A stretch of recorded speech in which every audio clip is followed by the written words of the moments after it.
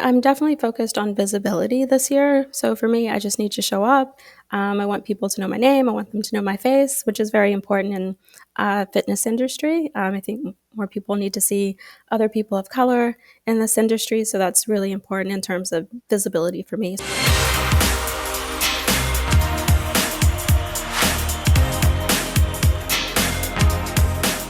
All right, everyone. I'm so excited for today's guest, Ivory Howard. If you are looking to start PR, if you don't know anything about PR, or if you're just starting to find your voice, this episode is a must listen, my friend. So, Ivory Howard is a member of our PR starter pack. She just joined us, but what's even more is that she helps other people with their wellness journey. She is a yoga and Pilates instructor, an entrepreneur, a founder, and she's going to share all the stuff about how she started her PR journey, really just as a beginner and starting out. So, welcome to the show, Ivory. Thank you. Thank you for having me. I'm excited to chat with you today about this. I'm so excited to have you on. I love what you said about finding your voice and that you're still very early in that journey. So, you just started doing PR like a few weeks ago, less than 30 days ago. You got so many great results. You said it's your first time ever doing this. Can you tell us the results or the press features you've gotten for yourself so far? Sure. I've been in the Yoddled blog. I've been in Fit and Well, which is a UK fitness blog. I've been in two US News and World Report articles. I've been in Voyage LA and a power weightlifting blog, and two other publications that I hope to be able to talk about very soon. Oh my God, that's literally like more than one a week. What? Okay, everyone, I'm like mic drop moment. And no offense, but you don't seem to me like the most extroverted person. You have, No. so you were able to land US news twice. So there's the objection that people are like, well, if I land one, I can't land another. We're going to get all into it. But first things first is, what do you wish you knew earlier about PR and kind of pitching yourself? Well, I definitely wish I knew that you don't need a PR agent or company to do this for you, that it is possible for you to do it on your own as a solo entrepreneur, to get out there and be visible. So that's definitely something that I wish I'd known before. Yeah, I mean, you go, girl. You're killing it. What about the other question that I get all the time is, I don't feel ready or my business is too small. Is there a time when you are quote unquote ready to pitch yourself, or is it just like a matter of your own mindset?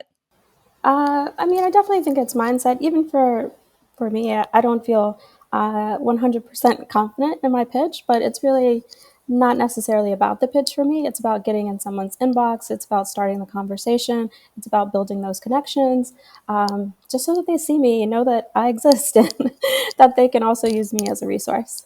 Yes, honey, you are here and you are worthy. So I know we had a call with the rest of our PR Starter Pack members, and you said something surprising, or not surprising, but that really resonated with people. Is you said that this top outlet you got, which is U.S. News and Reports, they usually interview medical doctors, PhDs, people with lots of letters behind their name for like fitness and wellness tips, but you were able to be interviewed. So can you tell me a little bit about what that was like and how that made you feel? Definitely. I just reached out with a pitch, and she said, I'm not working on that right now, but I do have two articles that have been commissioned for U.S. News and World Report. I'll send you the questions. She sent them to me, and I was like, okay, I could definitely uh, approach this from my public health and fitness background. And I just gave it my all. I talked about it from that perspective. And I think that really helped. She used nearly all of my quotes that I had. So it's just basically me talking and a few quotes from doctors and PhDs. But it was great just to be able to add that perspective to the conversation. And have you been interviewed by anyone from the media before? No, definitely not. No, no. Well, that's amazing. That's You're such an inspiration. So let's break it down for the people who are listening who might also feel like they are, whether they're introverted or they have a quiet voice, they know what they're doing is impacting other people, but they just don't feel ready to pitch. So how can you, like, what are some of the tips for people to just start off their PR journey? Like the first page of the book of PR, what would that look like? Well, I mean, it's just putting yourself out there and being visible. I mean, I did get into all of these outlets very quickly. Five, which is fantastic, and I'm forever grateful. But I did put myself out there many more times than that. I mean, I think I put myself out there like 100 times, but that's totally okay that others said no or not right now, because my goal is not to be in 100 publications all at once. My goal is to have a steady load of traffic to my website and to be visible and have name recognition and build authority links. So they said not right now. That's totally okay. I'm glad that I'm in five right now and continuing to have that ongoing traffic with other publications. All right, so you said that for you, it's really the long game, and that's really what we're all here for, right? It's like we want the authority, we want the backlinks, we want the SEO. We know that posting on TikTok and Instagram is not searchable. I'm sure you're still using social media, but this is really just using your time more effectively. So I love how you did that. Now you don't seem like the most pushy or aggressive person. How were you able to follow up? Because we all know it takes follow ups. So how did you get yourself to the point where it's like, I'm going to follow up and I'm going to make this happen? Um, yeah, I mean, I've been pretty lucky that some have said yes right away, but I do follow up 10 days after, as you recommend. And I do that via email or Twitter. It depends on whether or not the journalist or writer allows us to message via Twitter. But I just follow up with them to see if they're interested or if this is something that they want to write about at the moment.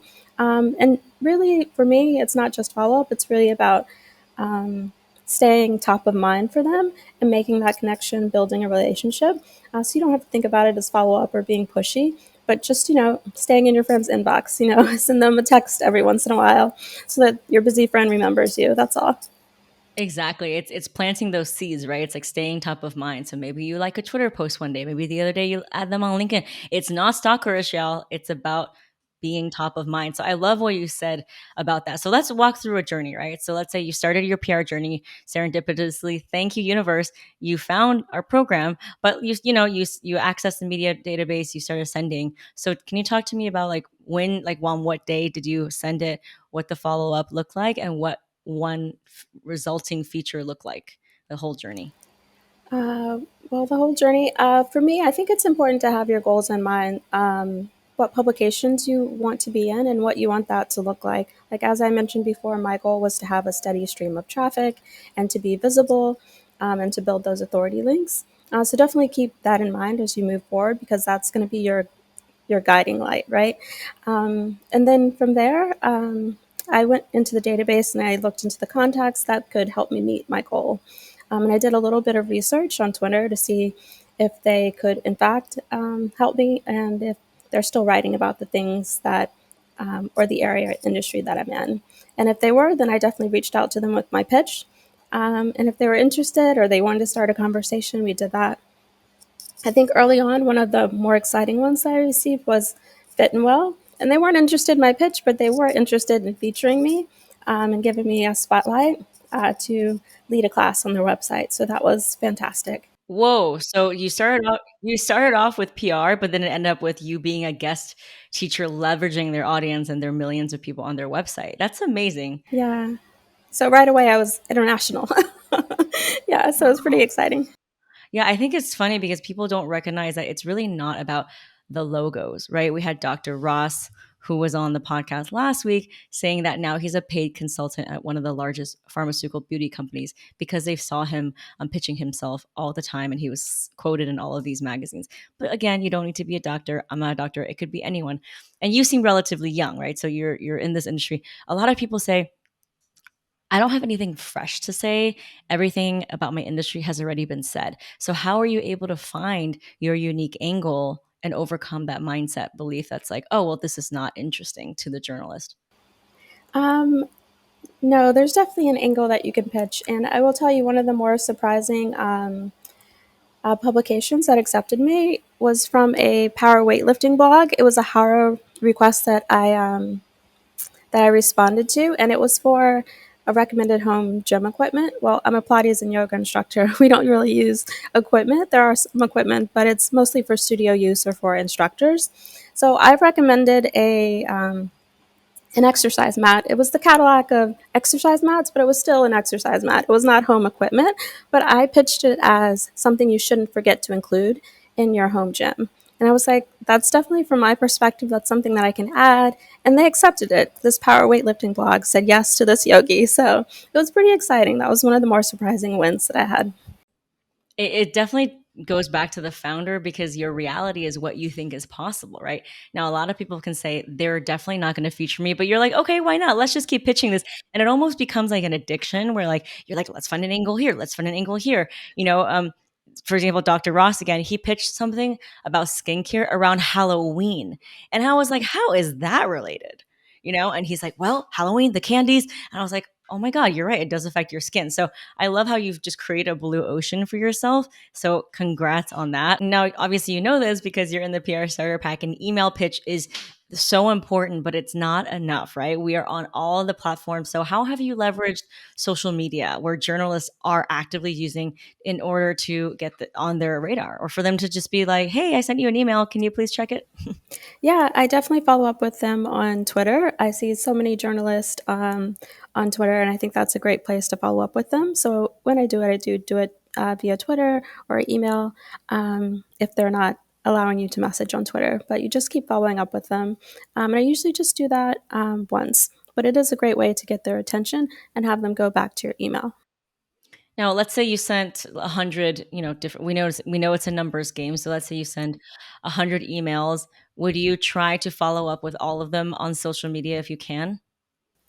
Definitely. I follow up with all of my pitches. Yeah. So if you can try to do that via social media, if it's not possible to message the journalists via social media, you can always go back to email or to another social media platform. Now, one big fear that founders who are just starting out is, oh my God, I'm so afraid I'm going to piss them off. What if I message too many times? Have you ever, in all the successes you had anyone be like, you're annoying me, stop messaging me, I'm blocking you? No, not at all. And I think that they are very used to it, and they have a system for themselves to handle that amount of follow up that they receive. So it's no big deal. And if it is a big deal to someone, they'll let you know. I did receive one automatic response from a journalist saying her process, and her process was very different. She allowed 48 hours to think about the email and then another 48 hours to respond to the email. So that was important information that you needed to have in an auto message about how to communicate with her. So that was fantastic that she did have that information in her auto reply. But it wasn't annoying. She wasn't annoyed. We were both very clear about how the communication should go. Yeah, I love that. I think a lot of times we think that their inbox is, not really full of pitches, but their inbox is 99% pitches. So why not put your name in the hat, right? I love what you said about that. So let's say they respond. What does that look like? Do they say, okay, I'm interested, tell me more, let's get on a phone call? Or is it just like written communication? Most of them are written. I've only had one interview by phone.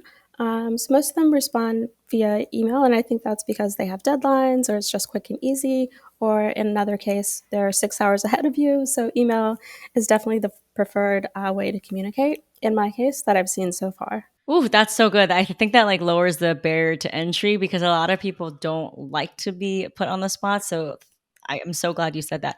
What about in terms of your website? I think a lot of people have fears around the fact that their website is not launched or that it's not fully optimized. Was the journalist like picky about your brand content?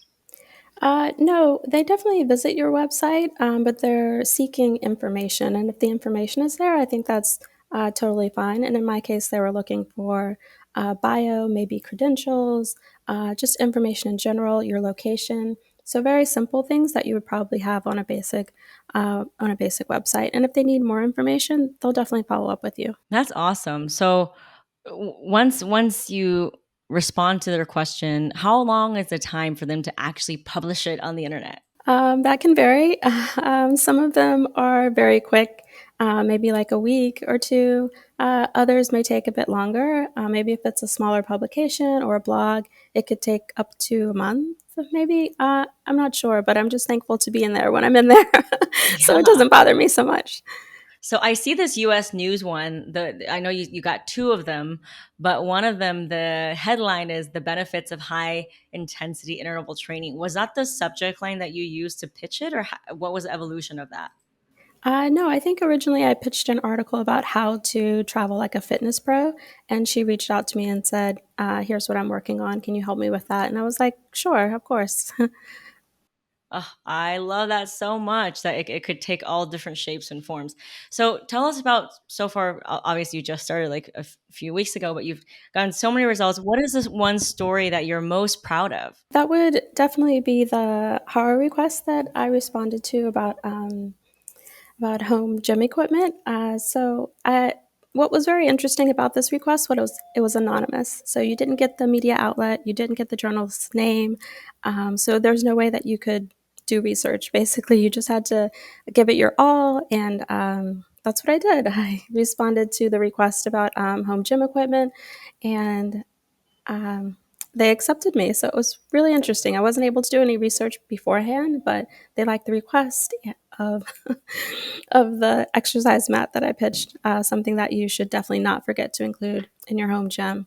And that worked out really well. Sometimes it does, but it was a little nerve wracking to respond to an anonymous horror request. Yeah, it seems like someone watched a Haro training that I had in there. Yeah, RO is great for some things. It can be a time suck, so definitely have to have a system in place to respond to those. And another tip that I just want to mention about Haro, you should definitely reuse the unaccepted pitches. That's definitely valuable information that you've already put together. So definitely reuse it if you can in some way, in another pitch, on your blog, on social media, somehow. Yeah, I love what you said about reusing it because, like you said, you were on US News twice within a span of how many days? A seven. Is it right? So you can, so Yeah. there's no, it's not like a zero sum game where once you're got one, it takes away from future opportunities. So thank you so much for highlighting the fact that these pitches can work all year round. There's evergreen ones, there's a summer angle, there's a winter angle, and it's just a matter of what you pitch when and where. So, do you have, so obviously I teach this in the PR masterclass, but there's so many different angles, right? How can a founder, let's say in a completely different industry than yours, maybe they have a physical product, how can they figure out what is the best angle that they should try for right now? Because let's be honest, we're all busy. We don't have time to be pitching 100 times a day. Right. Well, I would just find one that works well for you, and then go with that. Because for me, what I've seen is you just need to be visible. You need to be in their inbox in order to take advantage of an opportunity that they have for you. So just start the conversation, and that will be really helpful to you because once you start pitching, you'll get feedback. You'll see whether or not you need to tweak your pitch a little bit. So get into the inbox. Yeah. I love it. So pitch sooner than later. Make sure you watch the masterclass. You can go to gloriachowpr.com/masterclass. Listen to this episode with Ivory. Do you have any other tips or hacks or things that you found while doing this yourself that can help other audience members? Well, don't be deterred. Don't feel fearful that you can't do it. I think the most important thing is to think about your goal, your endpoint, what you want, but also think about your ideal client. There's no need for you to wait. Like your ideal client is waiting for you to show up in these publications so that they can get help. So whenever you feel lost or a little deterred, definitely think about them. So, how has getting featured in all these places resulted in tangible ROI for either your confidence or your traffic or your revenue or your business? What is the actual result, the benefit? Well, for me, I'm definitely focused on visibility this year. So for me, I just need to show up. I want people to know my name. I want them to know my face, which is very important in fitness industry. I think more people need to see other people of color in this industry. So that's really important in terms of visibility for me. So that's been a fantastic way for me to share what I know and also just share that I am a part of a community of color and that we are a part of the yoga and Pilates communities as well. Yes, I love it so much. That's literally the reason why my business exists is to redefine the narrative of what an entrepreneur looks like. And we know that Black women start businesses more than any other demographic, yet we don't see them in the media. So I love, love, love what you said about making sure that you're visible. And even though you told me in the beginning that you're kind of afraid to show your face, that you need to be the face so that people can see that yoga and Pilates is changing and that there's an instructor out there for everyone. Definitely very important. And I want to keep doing that. It's a matter of practice, and I'm going to continue to do it and take your tips and be able to move from publications to podcasts to hopefully one day TV interviews as well. Yes. So how do you plan on leveraging, like, for example, podcast clips or things like that? Do you put it on your website? Do you put it on social media? Do you take it into discovery calls with clients to show, like, how do you leverage this media opportunity? I definitely share the clips on social media as soon as I have them. Definitely share them with friends and family just to get a little traffic building to that page, but also save it, share it as social media posts. I share the logos on my website. I share what publications I've been featured in, seen in, quoted in.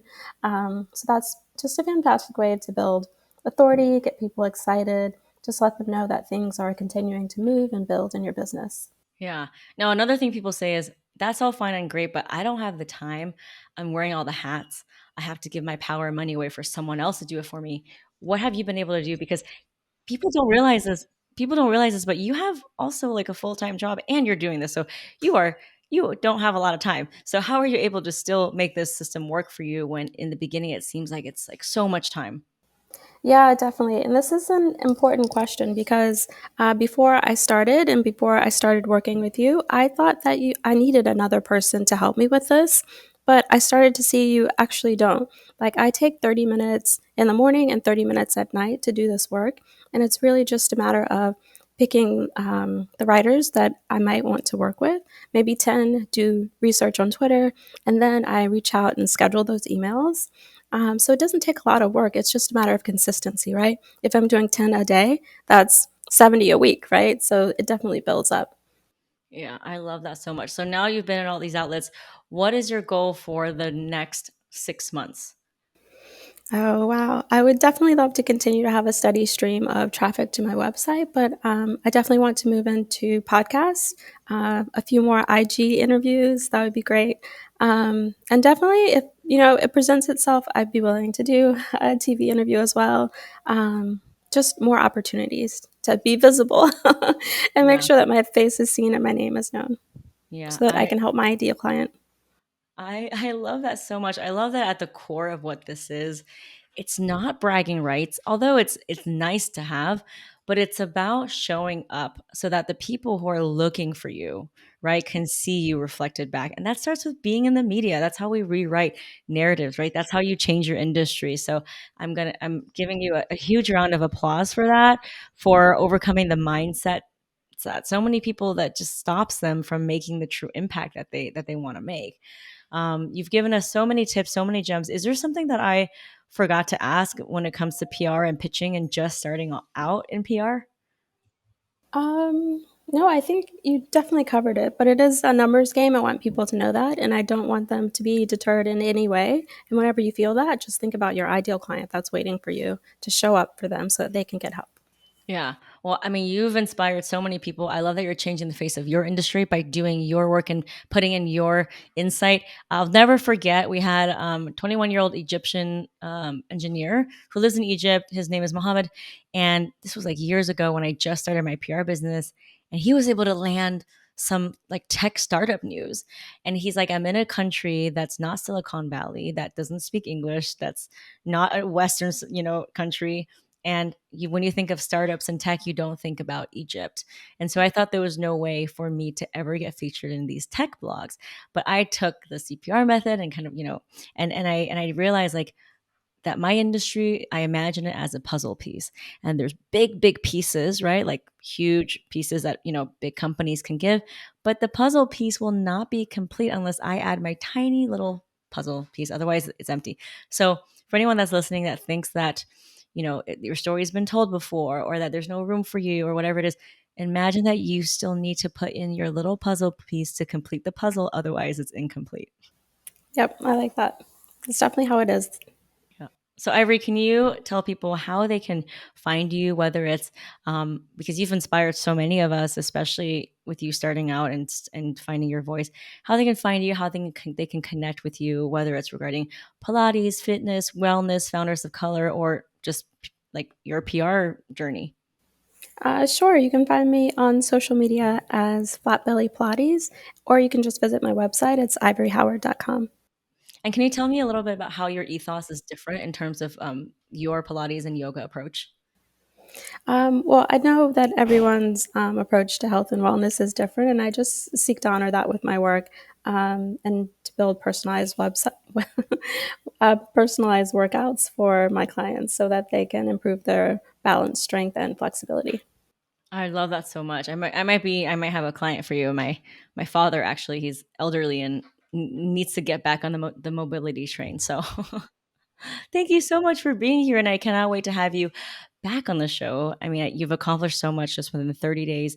I can't imagine in the next 6 months how far you're going to go. Thank you so much for being here, for rewriting the narrative, and for being visible. So thank you. Yes, definitely. Thank you, Gloria.